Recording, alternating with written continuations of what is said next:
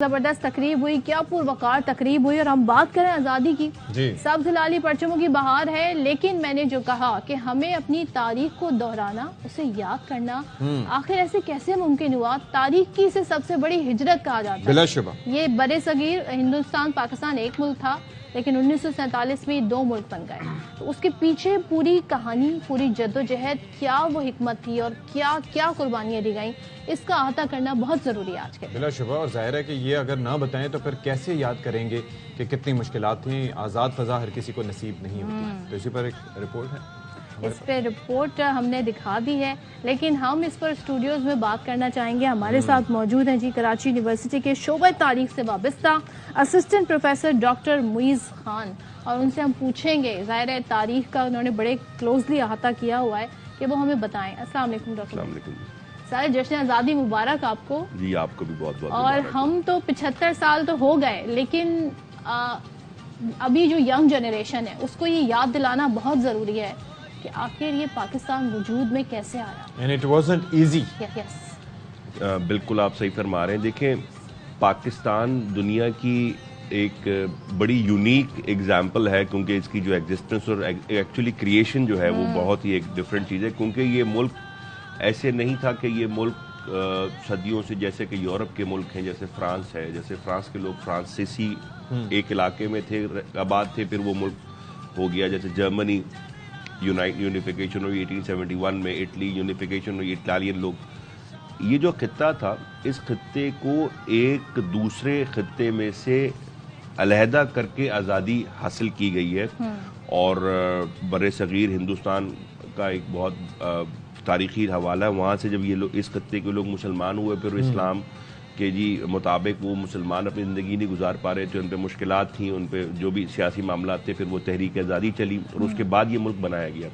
तो इसकी जो क्रिएशन है वो दुनिया की एक बहुत यूनिक एग्जाम्पल है, इस तरह की क्रिएशन। अच्छा। और उसमें जो हमारे फाउंडिंग फादर्स हैं, जो भी हमारे सारे लोगों ने, कायदे आज़म है, लियाकत अली खान है, अल्लामा इकबाल है, सर अहमद खान, जिन्होंने क्या नाम है, जुदागाना इंतखाबात की बात की, मुसलमानों की, हाँ जी, 2 नेशन थ्योरी की बात की। तो ये सारा एक सिलसिला तसलसल है जिसमें मुस्लिम नेशनलिज्म पहले जनरेट हुआ, और उसके बाद फिर वो पॉलिटिकल राइट्स की मूवमेंट चली, और उसके बाद आगे जाके जो है हमने देखा कि किस तरीके से फिर मुस्लिम political rights with in India पहले चली। फिर जब देखा गया कि जी विद इन इंडिया कांग्रेस के साथ या दूसरे जो ग्रुप्स हैं पॉलिटिकल, उनके साथ हमारा मामला नहीं चलेगा, तो उसके बाद फिर उन्होंने कहा कि अब आप आज़ादी। It must have been very difficult, क्योंकि अंग्रेजों से ही आज़ादी नहीं बल्कि इंडिया से भी अलग होना। देखें, ये 2 पहलू। एक तो ये था कि अंग्रेज चले जाए। अंग्रेज जाना का इस तरह से था कि दुनिया के अंदर एक मूवमेंट चली हुई थी, उसको आप कह लीजिए कि इसको कहते हैं डीकोलोनाइजेशन। कॉलोनाइजेशन चली 400-500 साल, उसके बाद डीकोलोनाइजेशन। डीकोलोनाइजेशन के अंदर ये जो कॉलोनाइजिंग पावर्स थी, कॉलोनियल पावर्स थी, ये रिट्रीट कर रही थी, जा रही थी। लेकिन प्रॉब्लम ये था कि कांग्रेस पार्टी, जो कि इंडिया की सबसे बड़ी पार्टी थी, उससे आपको खित्ता अलग करवाना, क्योंकि अंग्रेज तो चलो मान भी जाए, लेकिन कांग्रेस से कैसे आप अलग करवाएंगे। तो वो जो तहरीक, जिसके अंदर असल जो हमारे बुजुर्गों ने, इस खत्ते के बुजुर्गों ने, मुसलमान बुजुर्गों ने जो कुर्बानियाँ पेश की, जानों के नजराने पेश किए, और खासतौर से हिजरत के अंदर और वैसे मामला के अंदर, उसकी वजह यही थी कि ये अलग क्यों कर रहे हो। अच्छा, एक चीज़ मुझे भी बताइएगा कि इस वक्त जाहिर है कि हमारा सफ़र हो सकता है दुनिया की बाकी नेशंस की निस्बत कम हो, आज़ादी बड़ा मुश्किल से हासिल होती है। हमारा जो सफ़र है, यानी कि आज जो अमेरिका की अगर मिसाल दें, फ्रांस की आपने मिसाल दी, ये मुल्क अपनी आज़ादी को जिस तरह से सेलिब्रेट करते हैं, उनके यहाँ जिस तरह से आयाम मनाए जाते हैं, या फिर वो आज़ादी के सफ़र में जिस जगह मौजूद हैं, हमारा सफ़र, उसको कंपैरेटिवली आप कैसे देख रहे हैं? देखिए, हमारा सफ़र जो है ना बड़ा मुश्किल रहा है। उसकी वजह यह है कि आपने अमेरिका की मिसाल दी, में एक बहुत इंपॉर्टेंट पॉइंट है, मैं बताना चाहता हूँ, आपके तवज्जुह से आवाम को पता होनी चाहिए ये बात, कि देखिए अमेरिका जब आज़ाद हुआ था, वो 1776 में उन्होंने आज़ादी का ऐलान किया। 1781 के अंदर फाइनली इनको आज़ादी मिली, जब अंग्रेज चला गया।